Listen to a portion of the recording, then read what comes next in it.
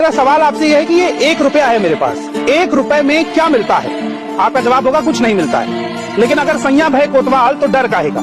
इसी हरिमकोला के आसपास, इसी भागलपुर में सरकार ने 1020 एकड़ जमीन अडानी पावर ग्रुप को 1 साल के लिए 1 रुपए की लीज पर दी है। ये जमीन 30 साल की लीज पर दी गई है, यानी 30 रुपए में 30 साल तक 1020 एकड़ जमीन अडानी को सरकार देगी। उस पर पावर प्लांट लगेगा, बिजली बनेगी और वो बिजली इन गांव को फिर से बेची जाएगी। और जाहिर सी बात है ऊंची दर पर बेची जाएगी, क्योंकि कोई भी कंपनी अपना मुनाफा ही देखती है। ये पूरा आम का बाग है और लगभग कितने पेड़ होंगे? 10 लाख पेड़, 10 लाख पेड़ हैं और ये 10 लाख पूरे पेड़ काटे जाएंगे।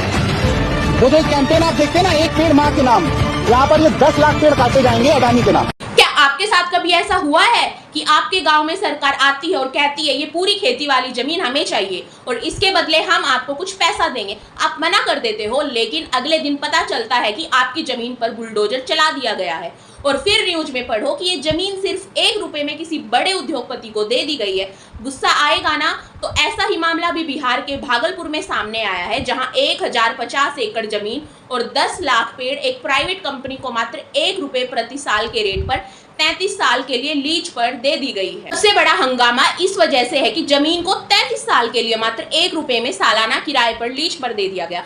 कांग्रेस पार्टी और विपक्ष कह रहा है ये तो देश की संपत्ति को बेचने जैसा है, सरकार एक खास उद्योगपति को फायदा पहुंचा रही है। लोग सोशल मीडिया पर भी कह रहे हैं कि जब किसान को सही दाम नहीं मिला तो ये सरासर अन्याय है, लेकिन सरकार का कहना है कि ये गिफ्ट नहीं बल्कि पब्लिक प्राइवेट पार्टनरशिप मॉडल के तहत हुआ है। मतलब जमीन सरकार की ही रहेगी, सिर्फ प्रोजेक्ट लगाने के लिए कंपनी को लीज दी गई है। यह मामला बिहार के भागलपुर जिले के पीरपैंती ब्लॉक का है। यहाँ एक बड़ी थर्मल पावर प्लांट प्रोजेक्ट लगने वाली है। सरकार का कहना है कि इस पावर प्लांट से बिहार और झारखंड को सस्ती बिजली मिलेगी और हजारों लोगों को रोजगार मिलेगा। लेकिन विवाद तब शुरू हुआ जब कांग्रेस पार्टी और लोकतंत्र एक्टिविस्ट ने आरोप लगाया कि जमीन अधिग्रहण में किसानों को जबरन सहमति दिलवाई गई।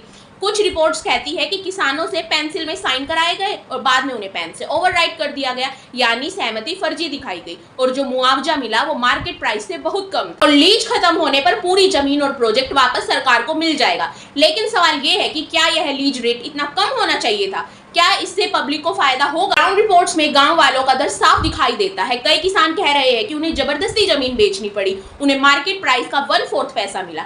एक किसान ने कहा हमारी लीची और आम के बागान काट दिए गए, हमें किसी ने पूछने तक नहीं आया। कुछ लोग खुश भी है, वो कहते हैं कि रोजगार आएगा, गांव में रोड बनेगी, बिजली और पानी की सुविधा सुधरेगी।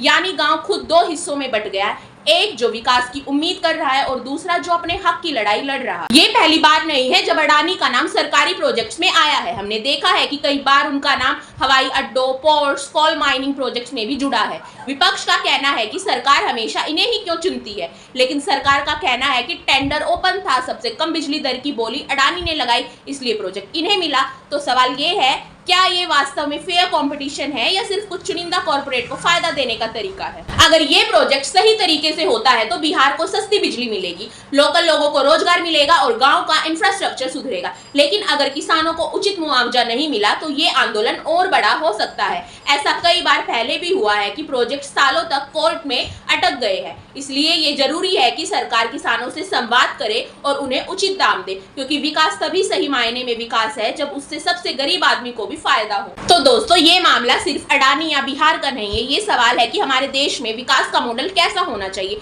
क्या बड़े प्रोजेक्ट्स के लिए छोटे किसानों की जमीन छीनी जा सकती है, या फिर हमें ऐसा मॉडल बनाना चाहिए जहां किसानों की भी हिस्सेदारी हो और उद्योगपति भी फायदा कमाए? आप क्या सोचते हैं? क्या ये सही है कि 1000 एकड़ जमीन सिर्फ 1 रुपए में दी जाए अगर उससे बिजली सस्ती हो और रोजगार मिले? कमेंट में लिखिए अपनी राय। वीडियो पसंद आए तो बिल्कुल लाइक करिए, शेयर करिए और सब्सक्राइब करना मत भूलिए, क्योंकि ऐसे ही डीप और सच्ची कहानियां मैं आपके लिए हमेशा लाती रहूंगी।